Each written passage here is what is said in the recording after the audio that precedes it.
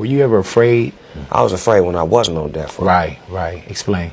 Because it was death threats. It was like where they was coming to get at me. It was like it was animosity. They was bitter.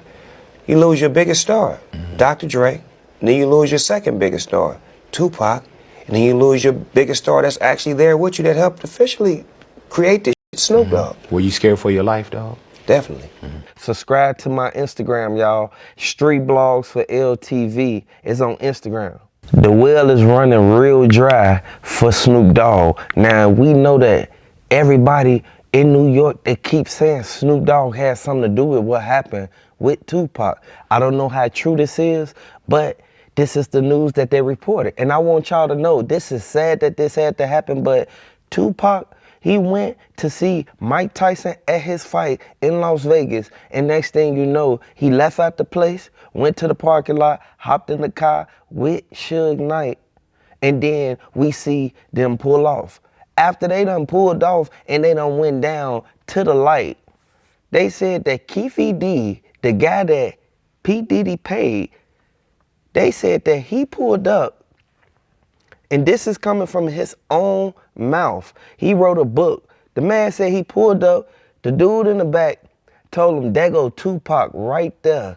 Now keep in mind, Orlando Brown, by him being in the back seat, he the one that spotted Tupac because old girl then was hollering. Next thing you know, that's when Keefe D instantly, he told every single person that was in that car, hey man, what a gun at? He grabbed the piece, he handed it to dude in the back seat. Once he gave it to dude, that's when you see Orlando Brown. He instantly started aiming at the back window and started shooting Keefe D. Ain't no tell if he had one in his hand, because they said they saw multiple sparks coming out of the car. Now keep in mind, Greg Caden been investigating this case for years. Now, we know about cold cases, and we know that some cases literally don't get solved ever. But Tupac case, it made its biggest break in 2024, around the end of 2023. We knew that P. Diddy had something to do with it because P. Diddy, he didn't like Tupac and Tupac didn't like P. Diddy. Now, it was a bad boy versus death row thing going on. And then was the first real beefs that really happened. We know for a fact that Tupac, he wasn't doing nothing to make Diddy not like him that bad. Diddy wanted to be in his spot. Hit the like button if you're a fan of Tupac. Hit the like button if you feel that Diddy wanted to actually take Tupac's spot. And next thing you know, he ended up taking Biggie and Tupac's spot after they passed away, man. I would like to send my condolences out to the family. And I would like to say, man, I want everybody who's sitting back grieving behind this, because it's still people who still want justice for Tupac, Biggie, Kim Porter, Cassie, and they want justice for Al B. Sure. Like, come on now. We know for a fact that Diddy, he did a lot to a lot of people. And they kept on saying that. Kim Porter, she kept telling Diddy, like, why would you do that? Like, they gonna eventually find out. All Diddy kept telling Kim Porter was like, they ain't gonna find out about nothing because I got these people working for me. I got this person on the payroll, and I got this person over here who has something to do with it, who ain't gonna even say his name because they know Diddy is sending them boys up after him. I want y'all to know this sad, but Jaguar Wright and Gene Deal kept trying to tell people for years about what Diddy was doing and about how Diddy kept on trying to make it seem like he actually, you know what I'm saying? Y'all already know. He kept on trying to make it seem like he actually had nothing to do with it, and he kept calling it nonsense every time somebody brought it up, just like what happened on the interview when he did with the Breakfast Club. Now, it was this documentary that claimed, which we know wasn't true. Yeah, check this out. We don't talk about things that are nonsense. We don't even entertain nonsense, my brother. So we're not even going to even go there, with all due respect, but I appreciate you as a journalist asking. Thank you. Because listen, 7 years ago, I'd have been like, yo, did you hire somebody to kill Pac? But no, you do it like a journalist. Yeah, no, I mean, we wouldn't even get into nonsense like that. You know what I'm saying? It's nonsense. Which we never believed, by the way. Yeah, thank you.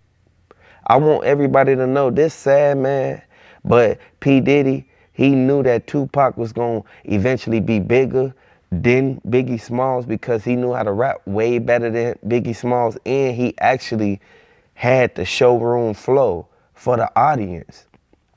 It's a lot of people kept on saying the feds was going to eventually come and pick up every single person who had something to do with it, but we end up finding out what really went down, and this is what's shocking, y'all.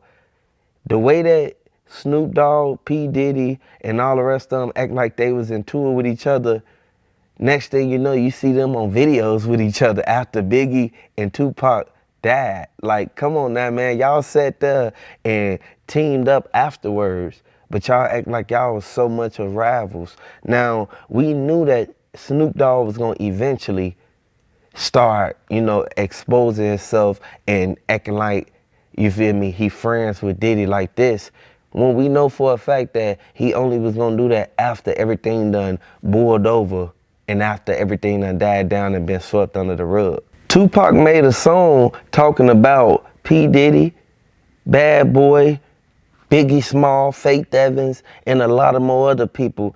People didn't understand that Tupac was mad at him being shot that many times going to see P. Diddy. Now, this is where everything gets shooken up at because it all goes back to when they was in that club and Suge Knight came in with Death Row. Now, keep in mind, Death Row, they always have a lot of people with them. They came in, Suge Knight had his security with him. P. Diddy ended up telling the actual off-duty police officer, he told them Suge Knight don't supposed to be in there and that they into it. Next thing you know, they escorted them outside. P. Diddy grabbed a gun and ended up shooting dude in the head. And I want y'all to know that's sad, man, that had to happen, man. But they said that Suge Knight ain't let the beef go from that point on. From that day that happened, that's when Suge Knight said that it's gonna forever be an East Coast, West Coast beef. Now, keep in mind, we knew that Suge Knight, he kept on saying, Keefe D, you gotta watch him. He knew certain people, was in a position to put out the money to be able to do it, but he didn't think it'd happen to him because he got hit up too in the car. And on death row sometimes. Never.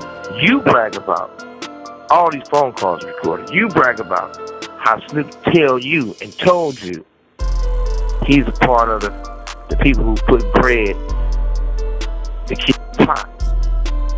That's why I say don't mention Tupac's name in none of your interviews, because you Snoop who said he had something to do with it. So Snoop was involved in hip-hop's best all-time artist. You was involved. I want everybody to know this sad, man, but I'm so glad that they about to get ready to go to trial on what happened.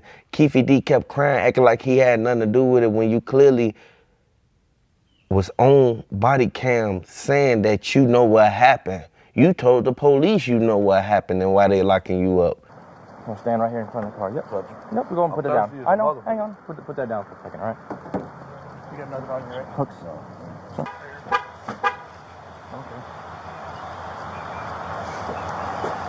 Do you have anything on you, sir? No. All I had was a phone and water. Phone and water. Perfect.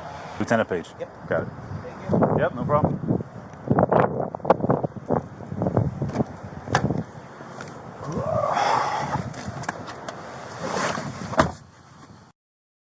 So what they got you for, man?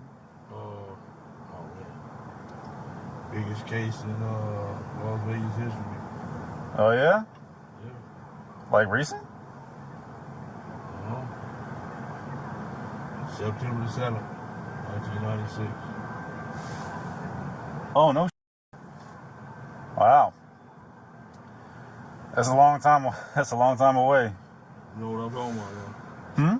You know what I'm talking about? Yeah. Not a detective quite yet, but yeah. It's a long time away, man. What was that? 20-some years? No, more than that. Yeah. Sure took him a while, huh? Yeah. I ain't worried about it. I ain't. Well, I mean, that's what court's for, right?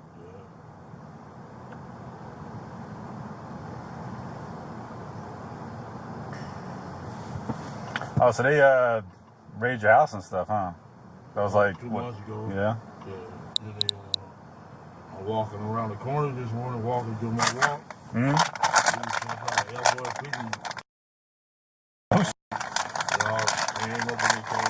Wow. So regardless of how you look at it or how you put it, you should have actually sat there and been calm throughout this whole situation. But now we see what's coming to the light. They said that P. Diddy, Keefe D, and there was a couple more other people conspired to do this to Tupac. R.I.P. Tupac. And I would like to send my condolences out to Tupac family. A lot of people felt that this was going to be something that Faith Evans, she was going to eventually come out and say what really happened, but she still keep it quiet to this day. She keeping it solid. She holding it down for P. Diddy. Now, as soon as everything transpired and went down, that's when Greg Caden, he came out and said that this case will be prosecuted regardless of how they feel or what they think they're going to do. If they're going to get these lawyers or them lawyers to be able to beat this case and try to fight it, they can't fight it. They got potential evidence that could put P. Diddy behind bars forever. Now keep in mind, P. Diddy and Keefe D, they both are the main two suspects in this case. R.I.P. Tupac, man. Hit the like button, subscribe to the channel. Let me know if you're a fan of Tupac.